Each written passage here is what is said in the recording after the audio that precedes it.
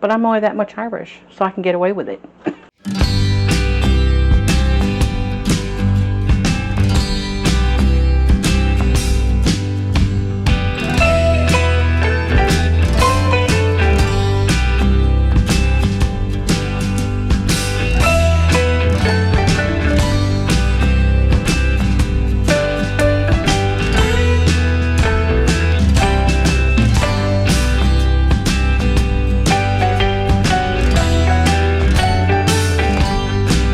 Hey Garden Maters, welcome to Corner Homestead. So I'm finally back into the kitchen with another recipe that I saw.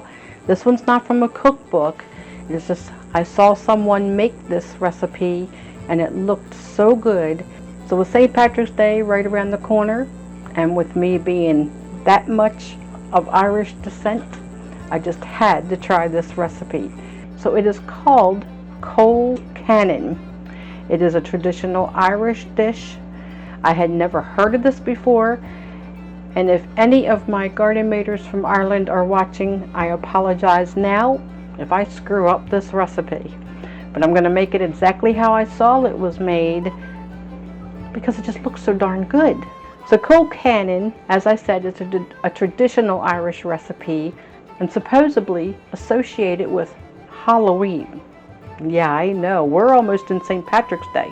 It's not Halloween, but I'm only that much Irish, so I can get away with it. So not only is it associated with Halloween, it is traditional to hide small tokens or coins inside the dish, which predicts luck for the person who finds them. Sounds pretty cool to me.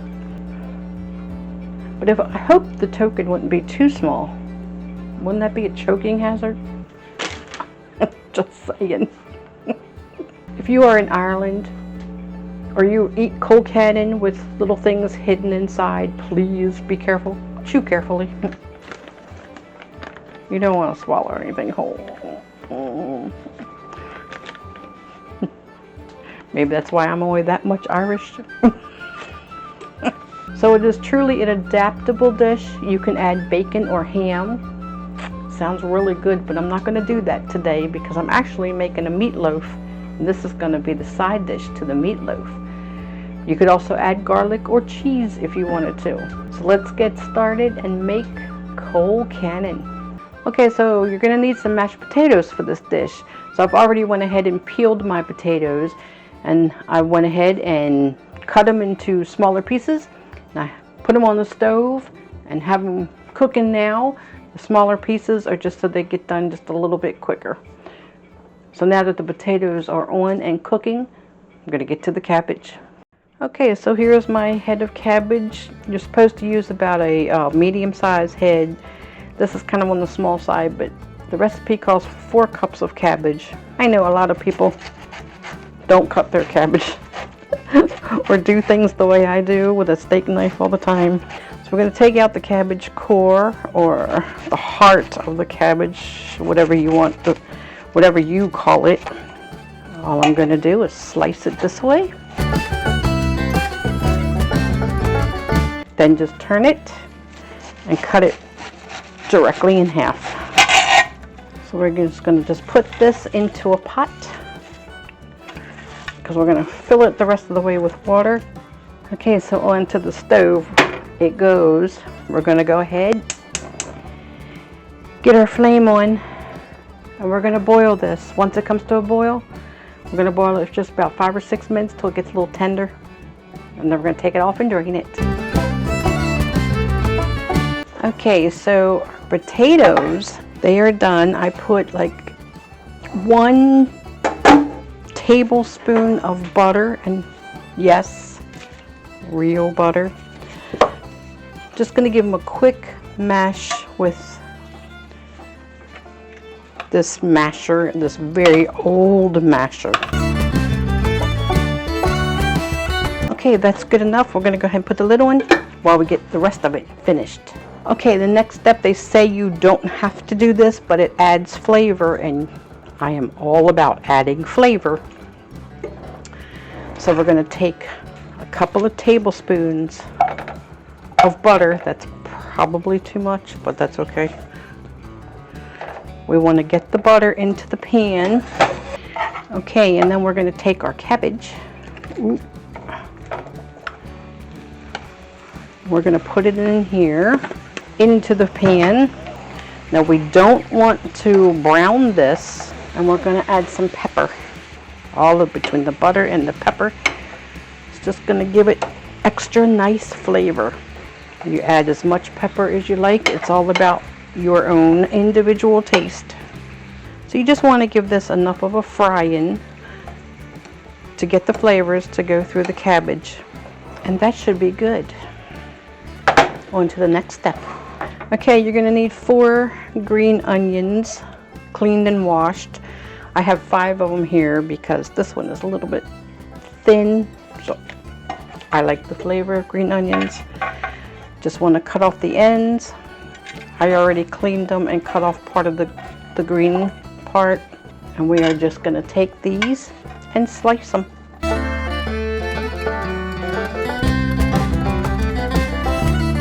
Okay, so into this pan we're going to add half a cup of milk and about 2 tablespoons of butter, and we're going to add our chopped green onions.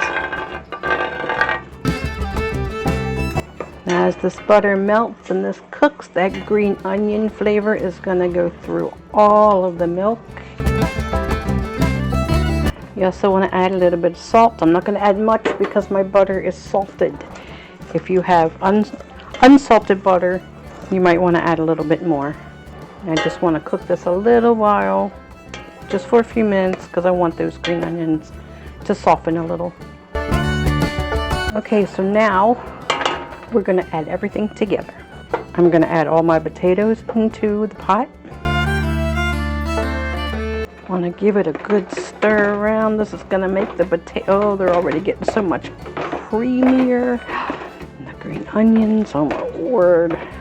And now we add in our cabbage. Oh my goodness.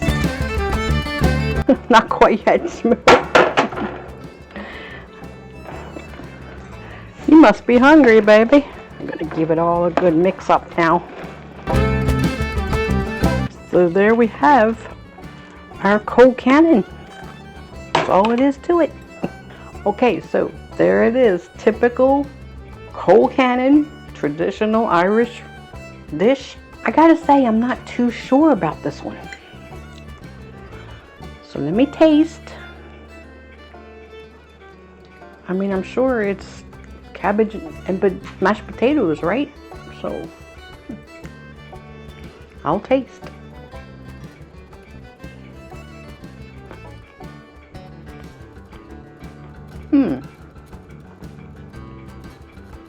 You can definitely taste the onion, the green onion that went all through it. That's really good. It needs some more salt and pepper, definitely. I didn't put enough in. It's not bad at all. But the only thing I think would be different with this, as opposed to just making mashed potatoes and cabbage, is that it's got the onion in it. That's the only difference I see. Yes, it's very good. But normally when I make my corned beef and cabbage for St. Patrick's Day, I put the cabbage right into the pot as I'm boiling the corned beef. That way the corned beef flavor goes through the cabbage. Now this of course doesn't have the corned beef flavor because you don't have corned beef. But yes, it is good. It is good. Will I make it for St. Patrick's Day? No. Only because I don't see using that many pots and pans to make a one-pot dish in the end.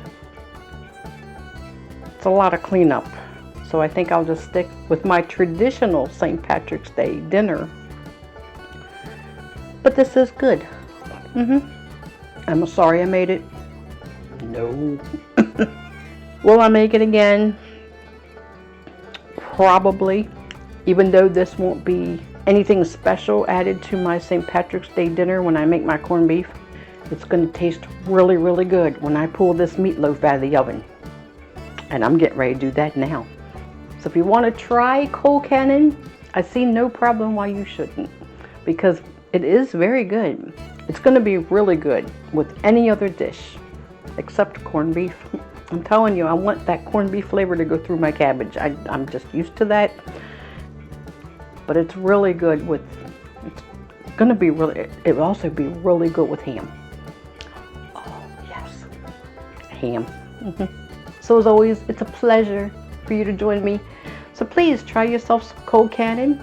And again, if I have messed up this recipe in any way at all, I truly apologize to my Irish garden maters who may know more about this recipe than I do.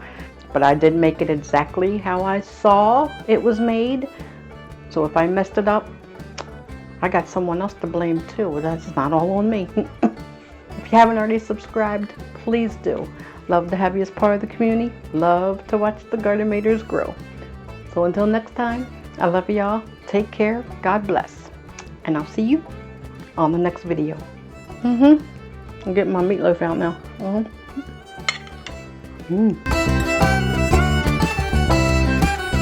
Okay, so just for the record, dinner is over. The dishes are done. The Colcannon was very, very good with the meatloaf that I made. Still hot. But yes, this is what's left. And this is what's left of the Colcannon. I can see why they say with bacon or ham, it's really good, because I'm telling you, it definitely pairs better when you eat it with something. Even though this is definitely good. And it is. I think for St. Patrick's Day, I will stick with my mom's tradition.